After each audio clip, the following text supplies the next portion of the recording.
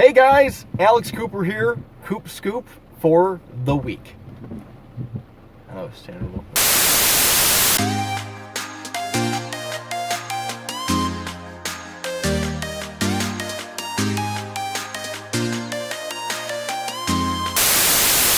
Alright guys, Alex Cooper here, weekly Coop Scoop. I got a beautiful Ford Fusion Platinum with me today. We're going to go over adaptive cruise control with stop and go and the lane keeping assist feature in this beautiful rainy day. Really quick before we get started, I want to make sure that your adaptive cruise control is on if you have it equipped on your vehicle. So come on over here, we're going to go on the left side quadrant of the screen. You're going to use the left side keypad on your steering wheel, and we're going to scroll all the way down to driver assist. You'll see I have it highlighted right now. So we're going to hit OK, we're going to go in there, and then you're going to scroll until you find cruise control.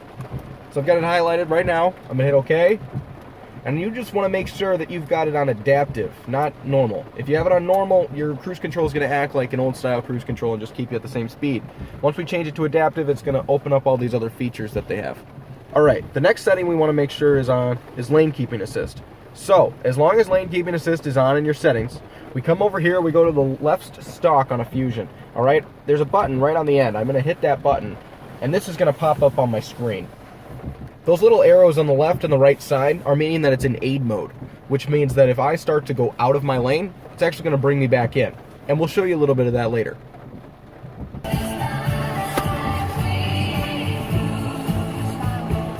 So after 40 miles an hour, the lane keeping system will start searching with two forward-facing cameras for any lines that might be ahead of us. So if we take a look over here, you'll see that both the lines that I showed you earlier are now green. That means that the lane keeping system is not only on, but it senses the two lanes and that I'm not in and out of either of them. Okay, so now that we have the lane keeping system up and running and we know it's working, here's the cool thing. So if I start to go outside the lines a little bit, and I'll show you I'm going outside, I'm going outside, I'm going outside, it actually brings me back in by itself. Basically saying, hey, what are you doing? You got to come back inside the lines. So I didn't touch the steering wheel there, it just went right back inside by itself. Okay, so we've played around with the lane keeping a little bit. Now we're going to play around with the adaptive cruise control. I've got it set for the farthest away gap setting just so we don't upset any other drivers. You can make it go farther, you can make it go closer, you can make it go faster. I've got it set for the speed limit and we're as far away from the car in front of us as we're going to go. In fact, you can't really tell, but they're actually going a little bit slower than what I have it set for on the speed limiter. So I have it set for 45, they're going about 43, 44. And the car brings me to match that speed so that we're not going to get into a crash. Okay, so there's a red light up there. The vehicle's going to stop for us. I don't have my hand or my foot on the brake or the gas. Now I've got it just above the brake just in case it decides not to stop, but as you'll see, it is stopping the vehicle, and now we are going to come to a complete stop, and that is part of the adaptive cruise control with stop and go. It even creeps up just a little bit to really get us in line with the vehicle in front of us. And now, this next time, it's actually going to go for us without me having to put my foot on the brake. Now take a look over here. You'll see that the 45 miles per hour has been crossed out. That means that when this car in front of me decides to go, all I have to do is hit the resume button and it'll start going. The brake's going to stay on when you're in this stop feature, but after waiting for 2 seconds, the stop and go says, okay, well, if this guy in front of us moves, I need a little bit of owner interaction, and I'm going to have you press the resume button. And I'm going to hit the resume button, and you'll notice the car is starting to move. I do not have my foot on the brake or the gas pedal.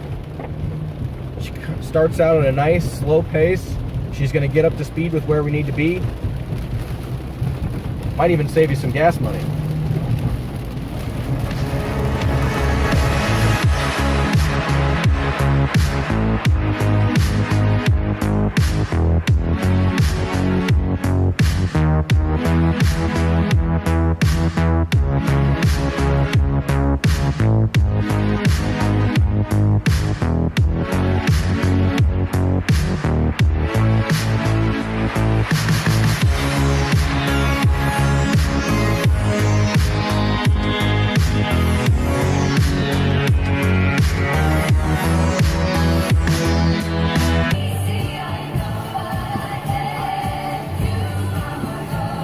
Love this song.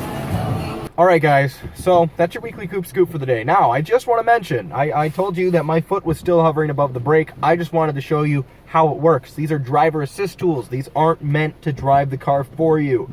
We're not at that level of technology yet, though we are working on it.